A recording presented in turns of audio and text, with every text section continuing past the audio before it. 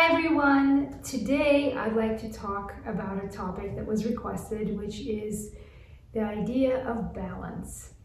This is a difficult one for me to talk about because I honestly cannot say that I have all the solutions as I sit here in my office on a Saturday working. But I do have one suggestion, and that is I think balance is a unique thing to each individual. And what do I mean by that? Some people view balance as a balance between work and life, right? So you go to work and then you come home and that's and to preserve that. For me, that's never really been the case. I'm a workaholic. My work is my life, and I love that because I'm a musician, and I think a lot of musicians view their music as a lifestyle, not, as a job. But I guess the balancing act for me is balancing the administrative duties with teaching, not so much really the teaching, because teaching to me really doesn't feel like work either, but the creative work.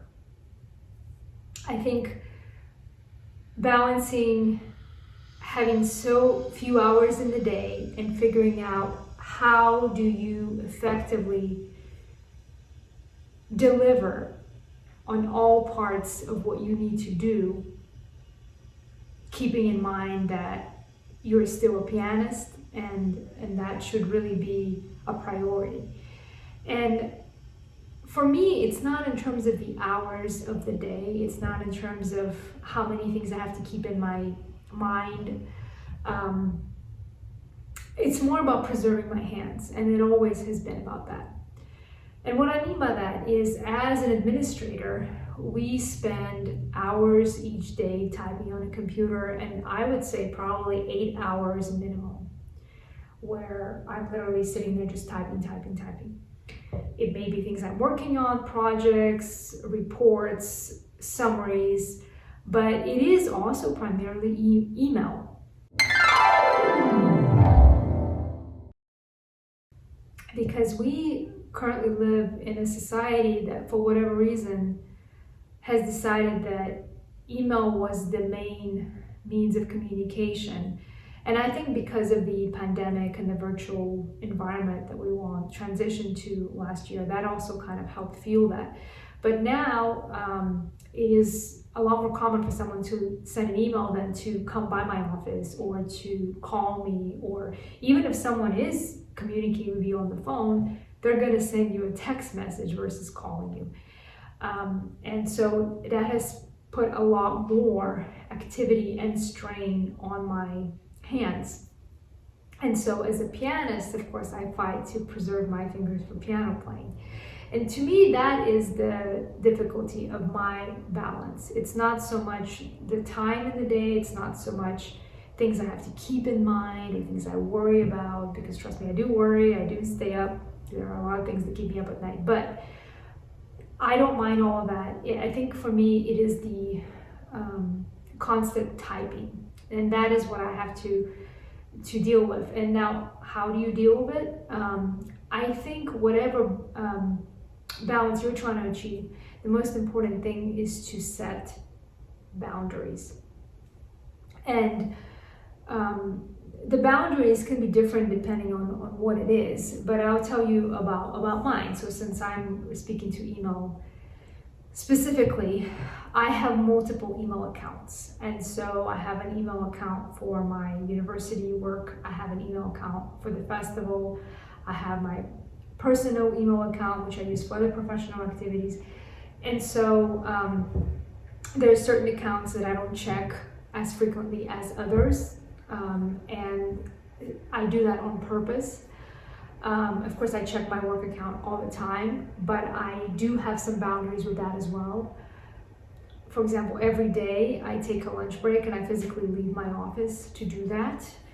I'm very fortunate to live close to the office, so I actually go home. And during that break, I make it a point not to check my email, and I actually either practice the music I'm working on or listen to recordings of it or do something creative during that time. And then I also try to limit my email access on weekends. Of course, I still check it, just not as frequently. And also in the evenings. Once again, I'm always available. I mean, I'm available to students 100% of the time, but I do try to not address things that are not student-based or that are not emergencies if I can, to just once again preserve some of that stamina for piano playing. I'm still working on this. This is not ideal. I think part of it is kind of treating others how one likes to be treated. So, for example, from my interactions with my supervisors, I do not ever email my supervisors, my bosses, higher ups. After 5 p.m., I do not email them on weekends. I do not email them on holidays when I know they're out of the office for a professional event or something like that, because I respect, their time. And same thing for my staff. I don't email 8 to 5, or really any staff on campus. I do not email 8 to 5 employees after 5. I do not email them on weekends. I do not email them over break, because I respect their work-life balance, because I realize it's different than mine. And so I guess it's something that we're all still working on in this world, but particularly because of the pandemic, because there has been so much virtual activity happening. It is just commonplace that someone feels that it's actually more appropriate to email a question than it is to call or come by and ask it. And of course, I would much prefer the latter, because a lot of questions can be addressed in a 30-second conversation, and then it takes 5 emails because you don't really understand the question, you don't understand the answer, you don't understand the tone, and it snowballs into a long discussion that could be dealt with very more efficiently. So I guess that is just some food for thought. I think also it's important to know what is the priority at this particular moment for you, and and plan your schedule so that you are able to do that. My deadlines have always been set much earlier than they actually are. So if something is due February 10th, I'm gonna have a deadline of February 5th, because I know that, between February 5th and February 10th, I can have an emergency walk through my office and I'm gonna be stressed out. So I don't do that. I do everything way earlier than it needs to be done. And that way I can have some priorities. And also because I'm cognizant that if I need something from someone, I don't ever ask someone, hey, I need this today. That's probably not gonna happen. I always give them way advance notice, and hopefully other people will do that the same back at me, because I value other people's time and whatever balance they have in their life. So I think those are some of my balancing suggestions. Have barriers for when you are doing this type of work or when you're not doing this type of work. I also try to not do non-creative work on Sundays. That's another rule that I sort of have for myself, which I often break, but I try to have it. So what does that mean?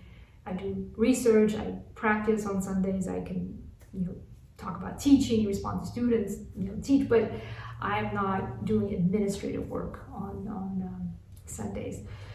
So I guess if you have any ideas or suggestions of how to balance your life, I would love to hear them, because this is a difficult topic. I think it's a topic that we all struggle with, all of us who are musicians, because musicians do obviously play and work on weekends, and musicians are very committed to their art. And so I guess how one balances the other aspects of their life so that they can have more time and ability to make their art. I think it's an important discussion. I think overuse injuries are a lot more prevalent now than they used to be because of the typing, especially probably in recent years. And there's really nothing that I guess discourages me as if I'm not able to practice because I type too much and I kind of hurt myself typing. So I would also like to give a big shout out to all of the administrators watching who are musicians, or if your administrator is a musician,